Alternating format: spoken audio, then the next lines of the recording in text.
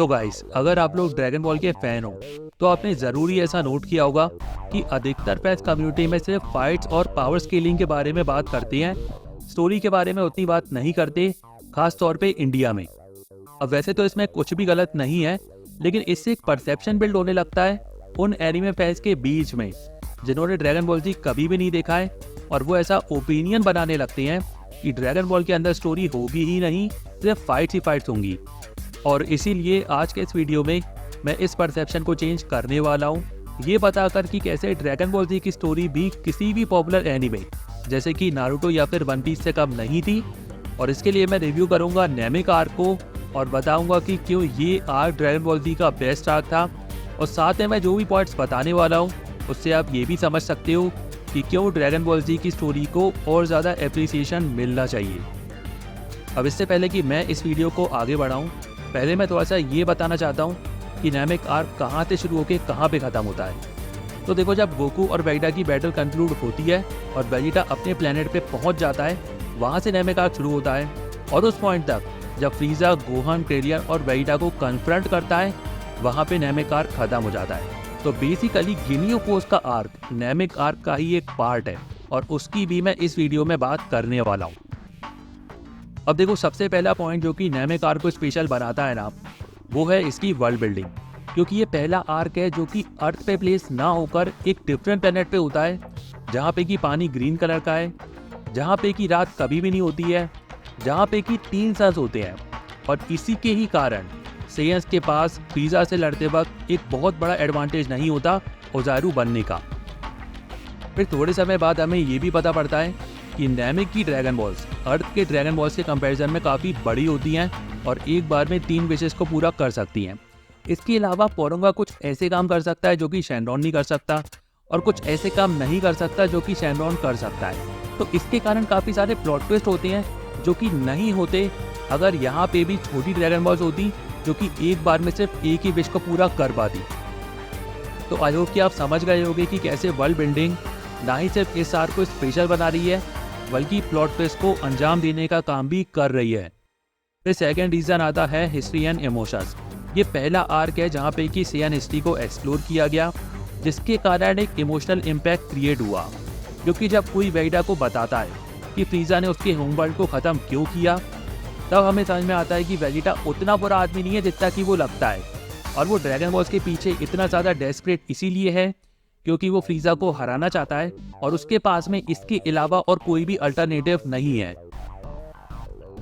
फिर इसके अलावा फ्रीजा और गोकू के बीच में भी एक राइवलरी डेवलप होती है, क्योंकि गोकू ही वो भविष्यवाणी वाला सुपर सेयन है जिससे कि फ्रीजा हमेशा से ही डरता था, और फ्रीजा वो पर्सन है जिसने कि गोकू के होम वर्ल्ड को खत्म किया था। तो दोनों ही कैरेक्टर्स के पास में एक वैलिड पॉइंट है एक दूसरे को हराने का। और काफ़ी सारे फैंस ये भूल जाते हैं कि पिकोलो का भी एक इमोशनल इम्पैक्ट है इस पूरे आर्क में, क्योंकि पहली बार वो अपनी ओरिजिन के बारे में जानता है और अपने होम प्लेनेट पे एंटर होता है।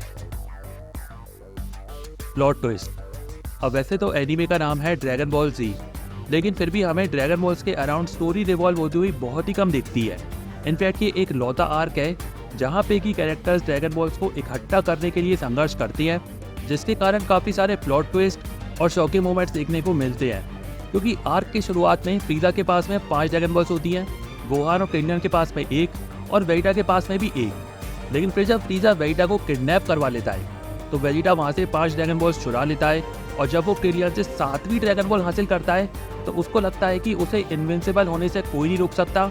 लेकिन तभी उसे रियलाइज़ होता है कि गोहान उसकी नाक के नीचे से एक ड्रैगन बॉल चुरा चुका है। और फिर ये सातों ड्रैगन बॉल गिनियो फोर्स के पास में आती है, वहाँ से फ्रीजा के पास में, लेकिन वो तब भी उनका यूज़ नहीं कर पाता क्योंकि उसको पासवर्ड पता नहीं होता।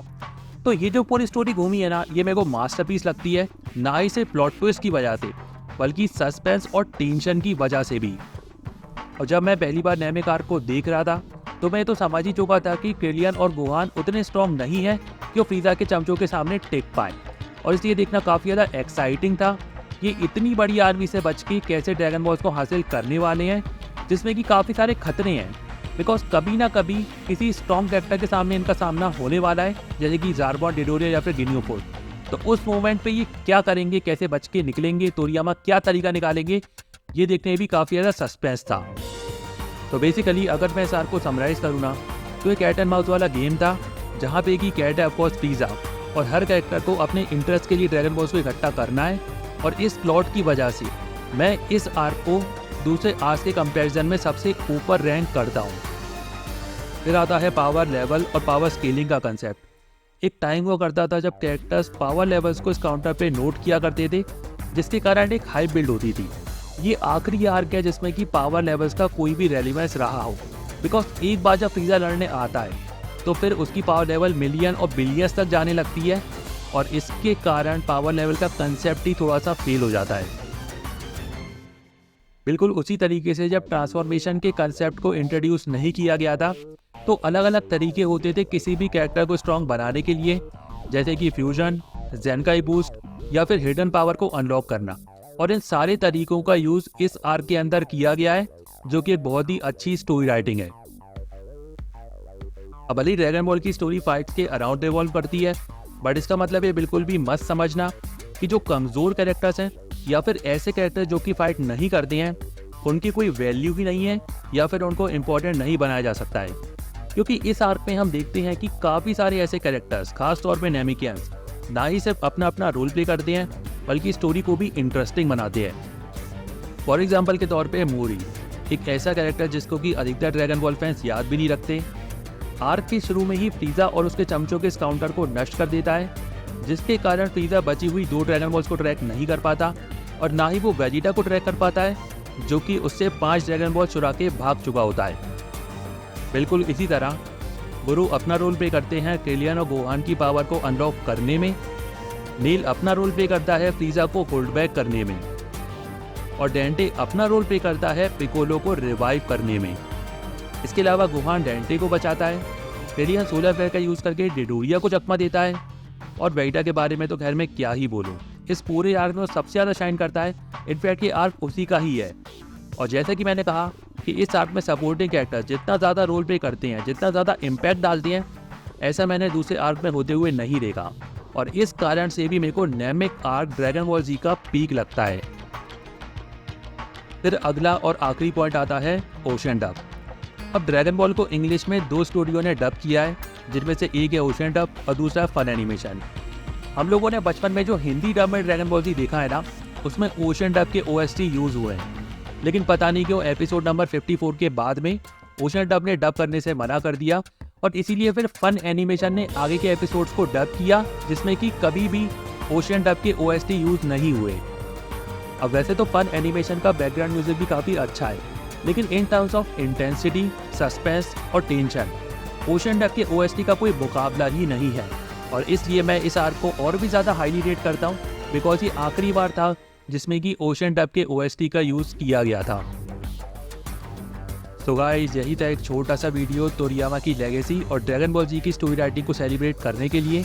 अब आप लोग अगर मुझसे एग्री करते हो या डिसएग्री करते हो, इसको कमेंट सेक्शन में ज़रूर बताना। हम मिलेंगे आगे चल के ऐसे ही किसी इंटरेस्टिंग वीडियो में। तब तक के लिए good bye and take care.